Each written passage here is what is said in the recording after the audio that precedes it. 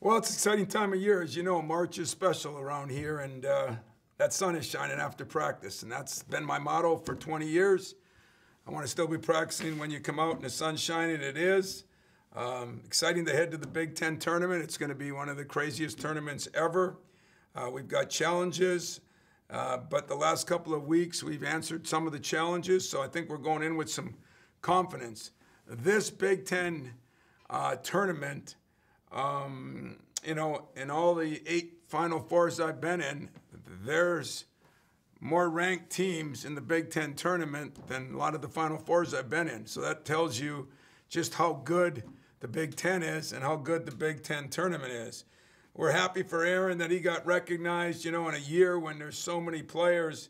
I think, we would have won a few more games. He would have even moved up. Our conference may be the best in the country this year, and getting recognized in any of the 3 teams is a phenomenal honor. As far as Maryland goes, a team that beat us, I don't think it was an 18-point game, but it wasn't a 5-point game. We got down 11-zip, stayed that way. We cut it to 5, I think, with 8 or 9 minutes left, and we had it at 7 at 5-minute mark, and then it just, fouled and got out of hand.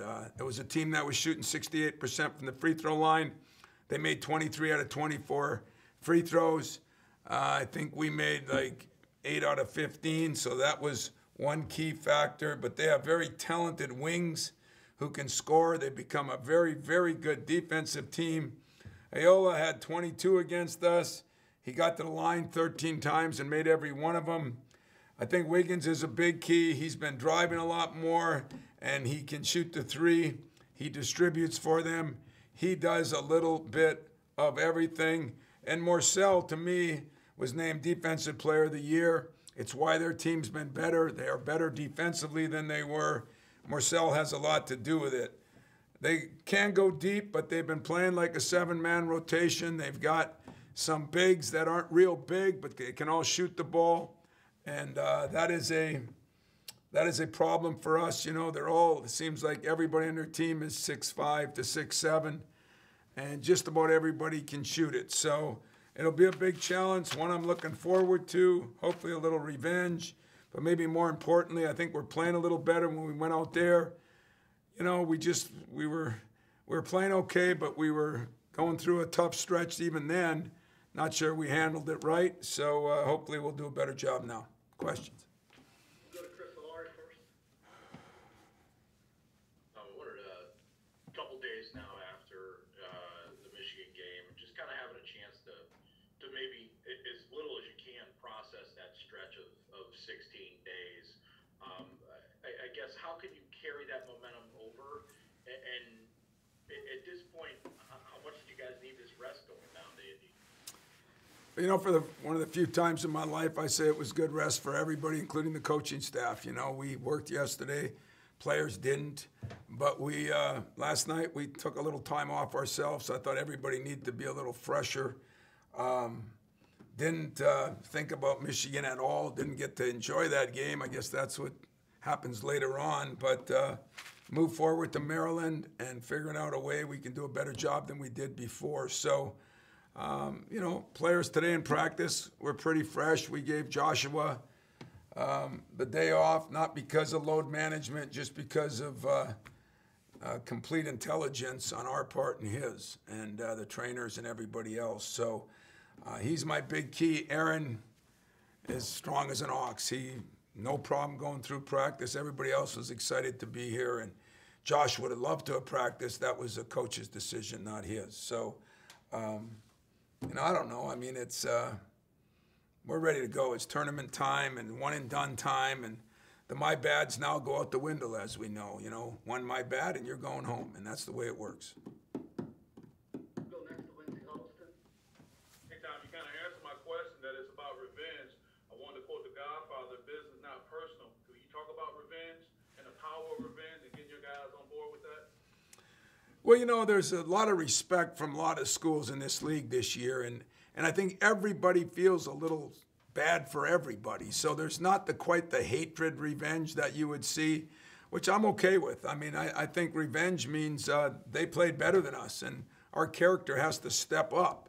and we have to take on a challenge, you know. And so that's what revenge is to me. I have a lot of respect for the job Mark has done, and you know, I like some of those players a lot. They're athletic kids that play hard. They're become very good defensively. But, you know, we've gotten better too. And now we'll see if our better is better than their better. And that's the revenge is the character you play with now. And are you on a mission or are they on a mission? Which one's on the bigger mission? Got it, thank you. Go next to Matt Charbonneau. Tom, this is a tougher question to answer because you just wish everyone played well all the time, obviously. But what you saw from Rocket on Sunday, what you've seen slowly from guys like Marcus Bingham seems to be playing better.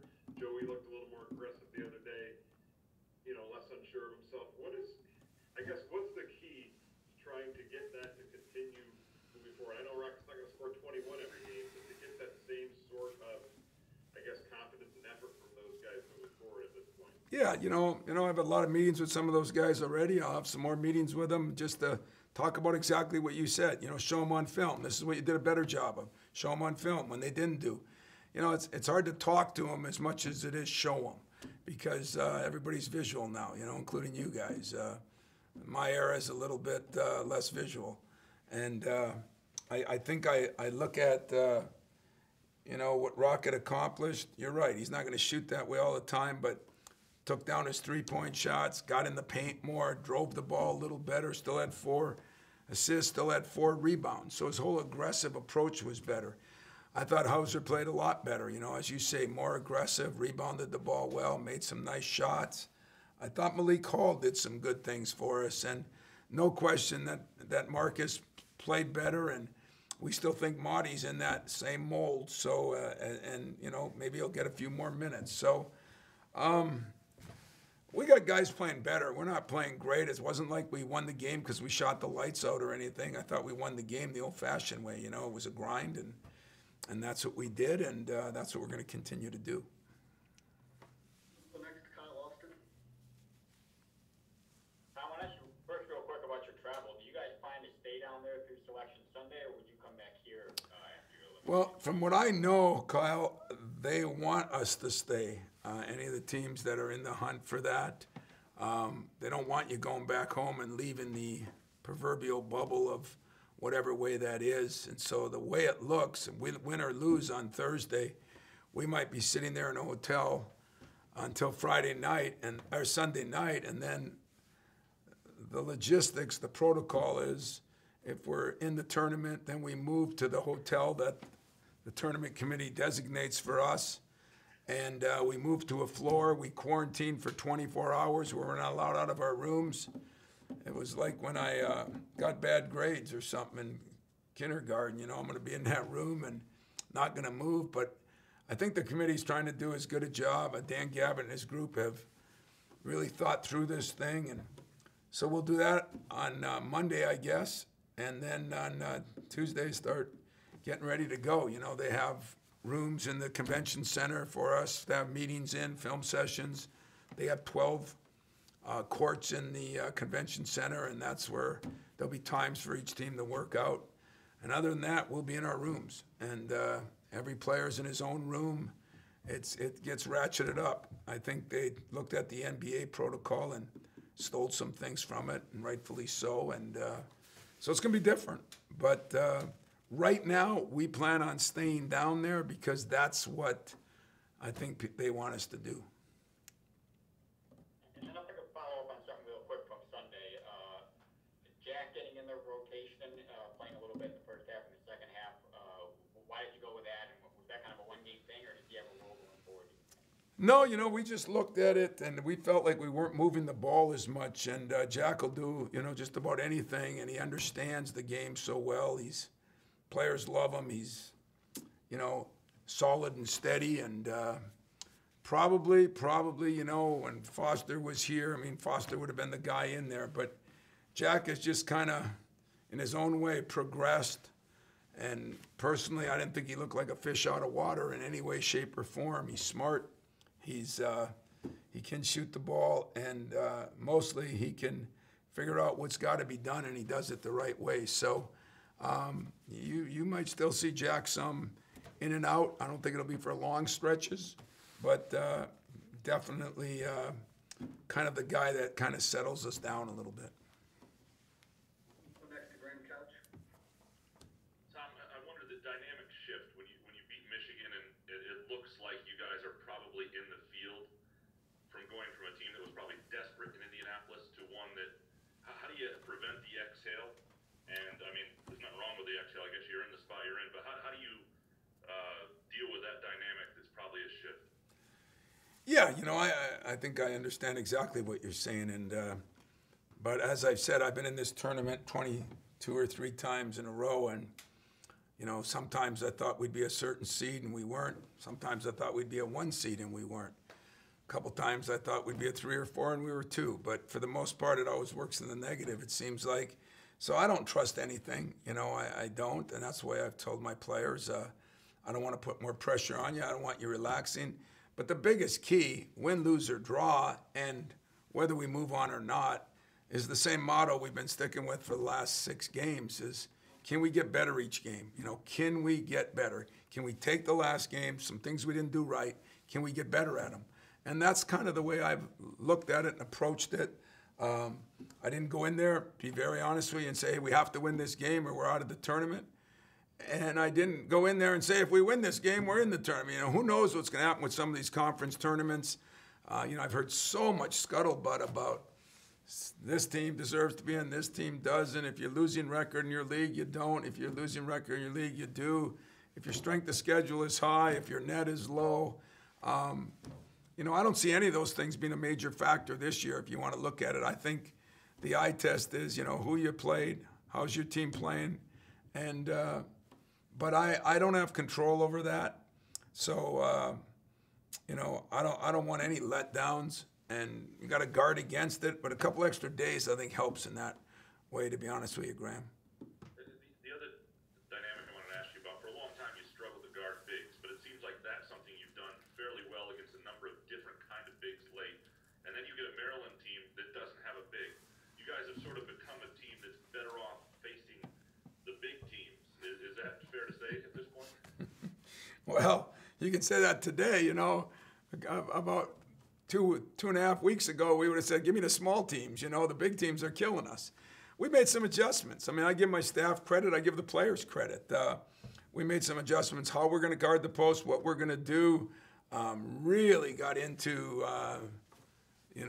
what guys like to do and tried to take that away. So I think we've done a better job. I think our bigs have done a better job. The staff, the assistant coaches have done even a better job. But you're right. Now we got, we just went from one thing to a complete other. Now we did face something like that against Ohio State. It was somewhat similar. But they create some problems because they got 3 guards that can really put it on the floor and do some things, and they're all 6'5", 6'6".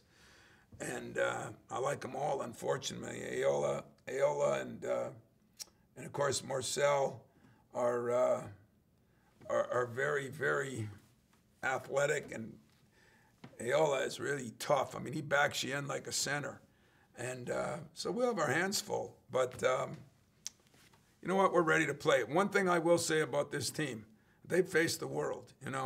They faced the pressure of Duke. They faced the zone of Notre Dame. They've faced the big guys of Iowa and, Michigan and Illinois, and they've faced shooters of Iowa and Wisconsin.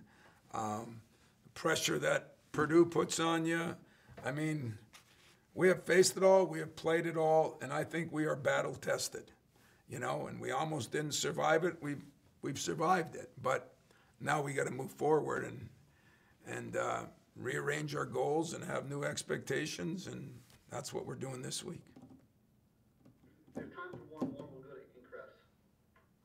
Hi, Tom. I kind of wanted to ask about Foster. How important is his role going to be throughout the tournament, just as another coach on the bench for you guys? Yeah, it's a shame because he sits in practice, and I have to send Josh over there every once in a while because Frost, he's a guy who loves the game. I mean, he's a guy that lives the game, and now he's living it through a coach. I think sometimes it'd be a good question to ask him sometime.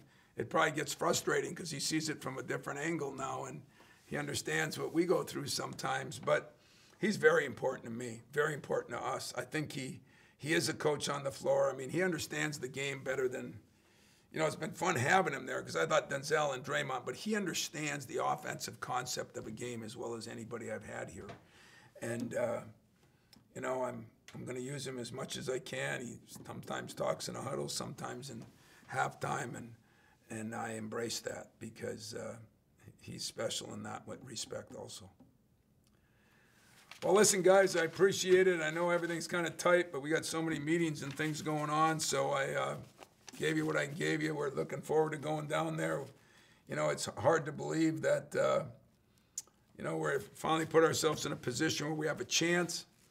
Ironically, we're playing a team that beat us once. If we get by them, ironically, we're playing our rival for the third time in 8 or 9 days. I mean, there's so many storylines here that it's unbelievable. So what we're going to do is try to take it one game at a time.